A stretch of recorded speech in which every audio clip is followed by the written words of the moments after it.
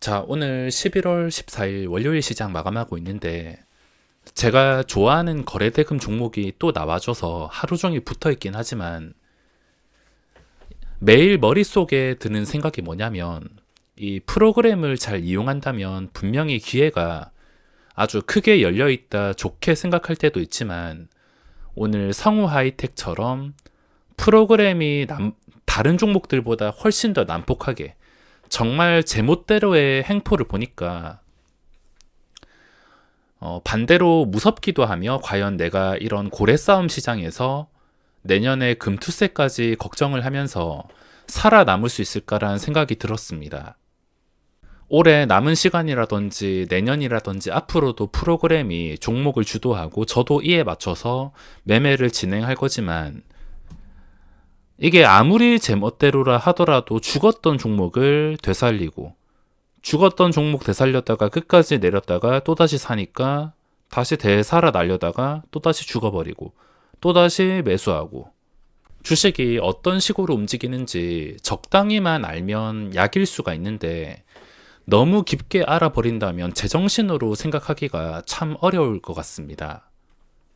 주식시장에서 최고의 리스크 관리는 내가 아는 자산과 내가 아는 자리에서만 매매하는 것입니다. 제가 선물이나 해외 주식, 비트코인을 안 하는 이유라 볼 수 있겠으며 주위에서 저거 오른다고 따라가고 또 저테마 오른다 따라가고 옆에서 오르는 거 보면서 휘둘리게 된다면 당장에는 매매가 화려할 수도 있겠지만 시간이 길게 지나고 나서 보면 계좌에 남는 것이 없을 만큼 리스크를 크게 부담하는 싸움일 것입니다. 요즘 시장을 보면 참 모르겠습니다. 반등 조건이 다 맞아떨어졌다고 하더라도 어차피 지금 나와야 될 기술적 반등은 나올 만큼 다 나왔으며 이 뒤부터는 진짜로 모르겠습니다. 어차피 외국인의 결정이라고 하지만 시장의 각도가 이게 맞나 싶을 정도의 적당한 휴식을 좋아하는 저로서는 그런 적당한 구간을 찾기가 힘들기 때문에 지금 시장과 카카오 종목들의 반등을 보고 그냥 내가 모르는 것들이니까 이 이상은 내가 모르는 움직임이니까 빨리 이 시간이 지나가기를 바랄 뿐입니다. 계속 말씀드리지만 외국인의 결정에 달렸습니다. 지금 주식을 들고 계시는 분들은 외국인의 결정에 따라서 똑같이 움직이더라도 반응할 것이며 지금 제 입장처럼 새로운 걸 찾아다니시거나 최근에 시장이 계속 오른다고 여기에 억지로 맞추시려는 분들은 내가 모르는 상태가 되었기 때문에 이 상황이 빠르게 지나가기를 바라야 됩니다. 항상 내가 아는 곳에서만 매매를 해야지 큰 리스크 없이 수익을 노릴 수가 있을 것입니다. 만약에 지금 코스피가 다행인 게 나스닥까지 좀 중요한 자리까지 올라와서 이제 나스닥만 진정이 된다면 둘 다 산타 랠리까지 가능할 수도 있는데 코스피가 만약에 여기서 적당히 올라온 다음에 최소 일주일 정도는 아무런 움직임 없이 횡보가 나왔다면은 좋았을 텐데 휴식 시간도 없었습니다. 그동안 어떻게 참았는지 오직 외국인의 깡수급으로 인해서 주가를 끝까지 올렸는데 보유자들은 외국인만 따라다니면 되겠지만 이제 신규 진입자들은 좀 애매한 종목을 매매하기가 어려운 상태까지 왔습니다. 거래대금이 진짜 많이 나오는 종목에서는 그냥 묻지마 매수를 해서 스윙까지도 돌릴 수는 있지만 최근에 좀 쉬어가는 것들 최근에 움직인 미래 나노텍이라든지 히림이라든지 유신, 한미글로벌 등 그리고 데모, 아바코 등등 이런 종목들이 많은데 최근에 거래대금이 나왔다가 그 다음 두 번째 상승이 나올까 말까 하는 애매한 종목은 지금 위치에서 매매할 수가 없습니다. 왜냐하면 지수가 꺾여버리게 될 때 똑같이 영향을 받을 수가 있으며 지금 스윙으로 돌릴만한 종목은 새롭게 나오는 종목밖에 없습니다. 새롭게 나오는 종목이라면 최근에 미래나노텍의 장대양봉 같은 것 새롭게 이런 식으로 분위기가 형성되는 종목이 아니고서 지금 주식을 아무거나 쇼핑해서 오버나잇 하기에도 참 모르는 상황까지 진행이 돼버렸습니다. 지금 필요한 것은 적당한 휴식이 필요할 것 같습니다.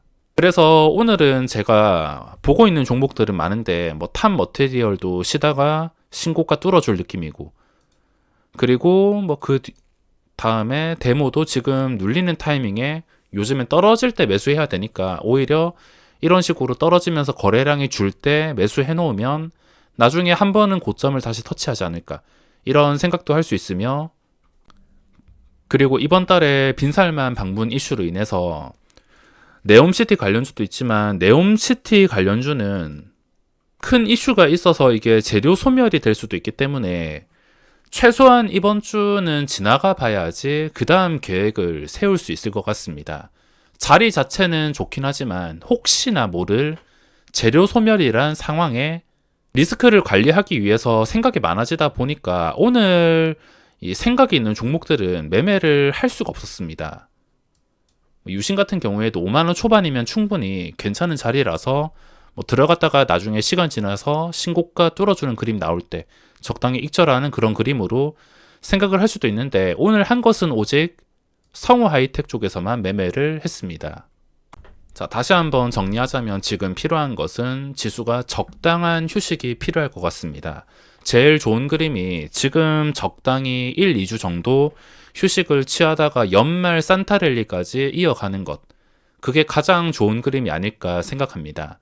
그에 맞춰서 나스닥도 더 이상 하루에 2% 이상 떨어지는 하락이 진정되고 둘 다 연말까지 상승하는 그림이 나왔으면 좋겠습니다.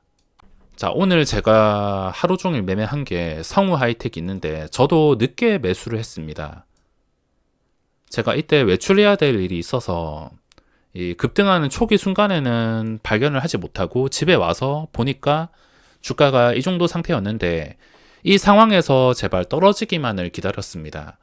왜냐하면 최근에 고점이 6,300원, 6,300원이 중요한 자리인 것이 아주 쉽게 표시가 되어 있으니까 여기서 조금만 떨어진다 하더라도 이 6,300원 근처에서는 지지가 아주 강력할 것이고, 혹시나 물린다 하더라도 이 6,300원을 깬다 하더라도 이 방어선에서 한 번 반등할 때 본전 정도는 챙기기가 굉장히 쉬운 자리라 판단을 했기 때문에 이 뒤부터 성우 하이텍을 매매를 했습니다. 올라갈 때 적당히 수익 챙기고 또 내려올 때 다시 매도했던 가격보다 싸게 잡았는데 그 뒤로 계속 무너지는 것을 보고 나중에 반등이 나올 때 손실을 조금이라도 줄여서 탈출했습니다.